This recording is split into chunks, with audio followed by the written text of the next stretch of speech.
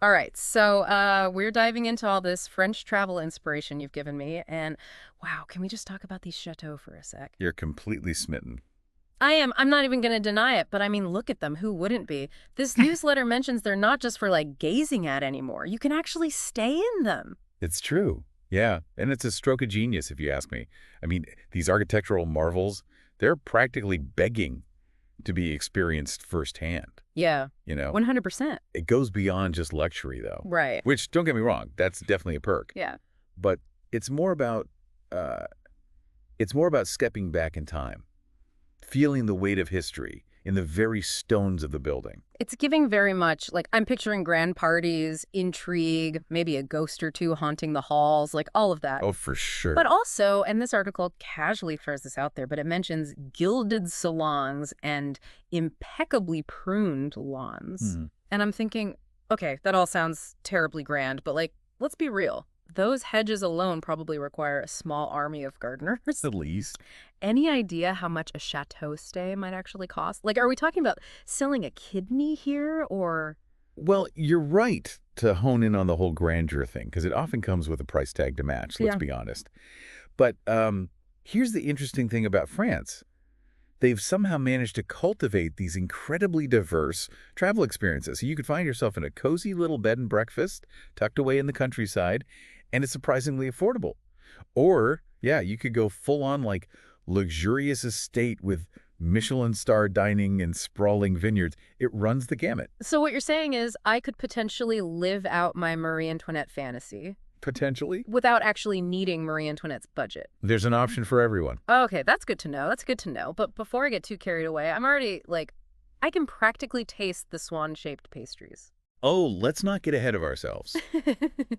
There's plenty more to uncover in this treasure trove of a newsletter. Okay, all right, you read my mind. Let's move beyond those majestic chateau walls and see what other French delights we can unearth. Because you mentioned something earlier, I saw it in here. This newsletter mentioned something about a roaring 20s ball. Oh, yes. And not just anywhere, but at Versailles.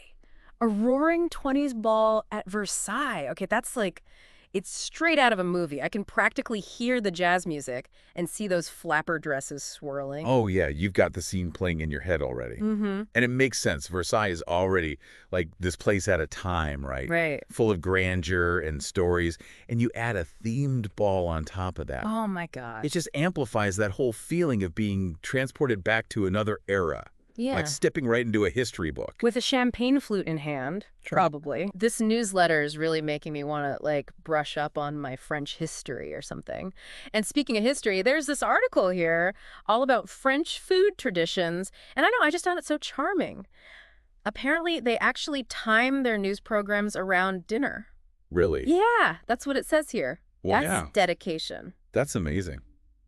It says a lot about their relationship with food, though, wouldn't you say? Oh, absolutely. I mean, it's not just fuel, it's not just sustenance, it's an art form, it's this Yeah. whole ritual. Mhm. Like, food is a cornerstone of their entire social fabric. It's woven into, like, everything. Yeah, it's really ingrained in their culture. Totally. And it's fascinating, What's that? how they've held on to these traditions, like in this modern world that's constantly, moving so fast. So true. It's not just clinging to the past either. I mean, there's that other article you mentioned about how they're trying to cut down on food waste. That's right, yeah. I read that one too. It seems very forward-thinking, especially with how much they value those culinary traditions. Like, you'd think those two things would be at odds, but they're not. Exactly. And it illustrates this really cool thing about cultures in general, I think. It's like they can evolve, right? Yeah. Embrace new values, but they don't have to abandon their core identity in the process. They're finding ways to honor this deep respect for food that's so ingrained while also addressing these modern concerns. Like sustainability is a huge one right now. Huge. So it's a delicate balance, Oh, right? for sure. But they seem to navigate it with, their signature French style and elegance. You know, for all the Grand Chateau, the city adventures, all of that, this newsletter has something else that really caught my eye, something completely different. Oh, yeah. What's that?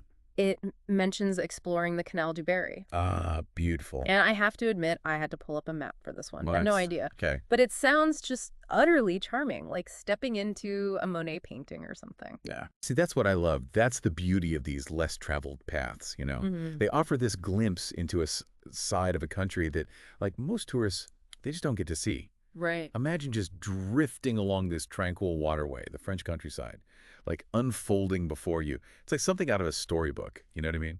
It does sound incredibly peaceful, Yep. especially compared to like the bustling streets of Paris and all of that. Totally. It's funny, I don't know, we romanticize about visiting all these famous landmarks, the Eiffel Tower and all of that. But sometimes it's those hidden gems, those unexpected discoveries that end up being the most memorable parts of a trip, you know? 100%. Speaking of hidden gems, there's an article here about the Pays de la Loire region, and it highlights a particular chateau, Chateau de Chambord. I mean, we've covered cozy countryside stays, we've covered sprawling wine estates. What's special about this one? Okay, so Chambord. Chambord is in a league of its own. Okay, picture this. Mhm. It's this sprawling Renaissance masterpiece, Mhm. right? Rumored to have been touched by the genius of Leonardo da Vinci himself. Whoa, hold on. Yeah, A chateau designed by Da Vinci. that's what they say. Okay, now that is something I have to see to believe.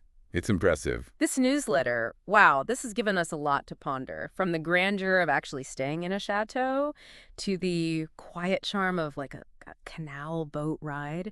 And it seems like you've got a good mix of practicality and pure escapism in here too, because there's even like a link for a hop-on, hop-off bus tour of Paris, which I imagine is perfect for a first-time visitor who wants to hit all the major sites without getting lost in, those labyrinthine streets. Oh, yeah, absolutely. That's a great way, especially if it's your first time, you get your bearings, you see the iconic landmarks, and then you can decide where you want to, like, really dive in deeper. Yeah. Although, I'm going to say it, sometimes the real magic happens when you wander off the beaten path a little bit. Oh, 100%. Get a little lost, stumble upon a hidden courtyard or a charming cafe. Those are the moments that often stay with you the longest. Couldn't agree more. And hey, even if we can't just hop on a plane to France, like this instant, there's always a way to bring a bit of that French inspiration into our own lives, right? Yeah. You even included a link to a show called Life's Luxuries, French Food at Home. So maybe tonight we skip the takeout and try our hand at, I don't know, a simple but elegant French recipe. What do you think? There you go. That's what it's all about, right? Capturing that essence of what speaks to you and weaving it into your own life.